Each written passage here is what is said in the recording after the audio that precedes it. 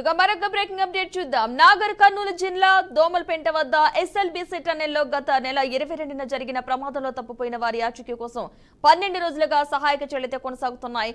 Rescue operation లో మరో ముందడుగు పడినట్టుగా తెలుస్తోంది. సహాయక చర్యలకు ఆటంకంగా ఉన్న బురద శిథిలాలు తొలగించేందుకు కన్వేయర్ బెల్ట్ పునరుద్ధరించారు. ఇక దీంతో సహాయక చర్యలు వేగవంతం కానున్నాయి. టన్నెల్లో 12 రోజుల క్రితం గల్లంతైన 8 మంది కార్మికుల జాడ కనుగొనేందుకు సహాయక చర్యలు ఎలాంటి ఆటంకం లేకుండా సాగనున్నాయి. త్వరలో తప్పిపోయిన వారి కోసం కూడా ఆచూకీ దొరుకుతుందని కొందరు ఆశాభావం వ్యక్తం చేస్తున్నారు. NDRF, SDRF, Indian army, navy, Singareni, దక్షిణ మధ్య railway, rot whole miners, NGRI ఇలా 12 విభాగాలకు చెందిన దాదాపు 650 సభ్యులతో నిర్విరామంగా సహాయక చర్యలైతే కొనసాగుతున్నాయి. ఇప్పటికీ ఆచూకీ లభించకపోవడంతో బాధిత కుటుంబ సభ్యులు ఆందోళన చెందుతున్నారు.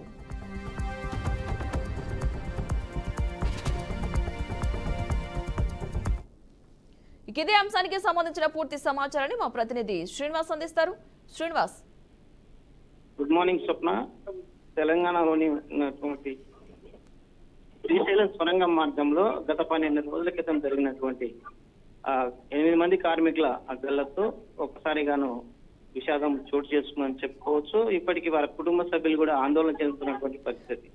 ప్రధానంగా చూసుకున్నట్లయితే 8 మంది కార్మికులు 12 రోజుల క్రితం జరిగినటువంటి శ్రీశైలం లెఫ్ట్ కెనాల్ సొరంగం మార్గంలో జరిగినటువంటి ఈ ప్రమాద ఘటన పూర్తి స్థాయిలోని ఒక విషాదం అని చెప్పుకోవచ్చు. కాకపోతే అక్కడ ఉన్నటువంటి విషయాలను కానీ అక్కడ ఉన్నటువంటి పరిస్థితులను కానీ ఇప్పటికే 12 రిస్క్ టీమ్స్ బృందాలు రంగంలో దిగాయి. దీనికి సంబంధించిన రాష్ట్ర కేంద్ర ప్రభుత్వాల బలగాలు కూడా అక్కడ ఎప్పటికప్పుడు అప్డేట్ చేస్తూ ఆ 8 మంది కార్మికుల మృతదేహాలు వెలికి తీయడానికి ప్రయత్నాలు కొనసాగుతున్నాయి.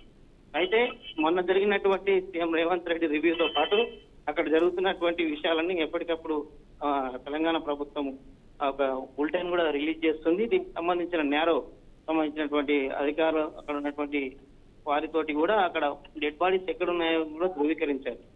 అక్కడ ధృవీకరించినటువంటి డెడ్ బాడీస్ తీయడానికి కొంతకాలం పడుతుంది అనేది కూడా చెప్పారు. దీనికి సంబంధించి అక్కడ బురద ఒండు ఉండటంతో అవి డెడ్ బాడీస్ ఒక 8 మీటర్ల లోతులో మట్టి కూరుకుపోయింది అనేది కూడా అక్కడ ఉన్నటువంటి నిపుణులు కూడా నిర్ధారించినటువంటి పరిస్థితి. ఇదే విషయానికి సంబంధించి ఎన్డీఏతో పాటు నేషనల్ డిఫెన్స్ అకాడమీలో నావీ సంబంధించినటువంటి వ్యవసాయనేమి ఇప్పటికీ ఉన్నటువంటి బొగ్గుగనుల సంబంధించినటువంటి సాంకేతిక నిపుణులతో కలిసి ఒక కమిటీ కూడా వేయడం జరిగింది. ఈ 12 రిస్క్ టీమ్స్ ఎప్పటికప్పుడు పూర్తిగా 450 మంది టెక్నీషియన్స్ తో జరుగుతున్న ఈ కమిటీకి పూర్తిగా ఎప్పటికప్పుడు ఆ డెడ్ బాడీస్ చేయడానికి మాత్రం ప్రయత్నం జరుగుతుంది. స్వప్న.